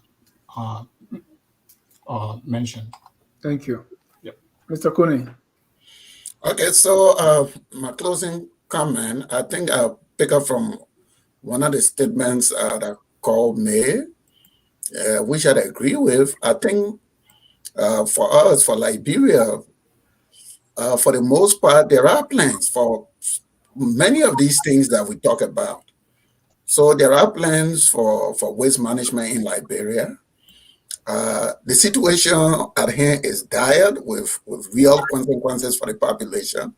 So I would say that we need to activate the plans that are in place, maybe improve where improvement is needed.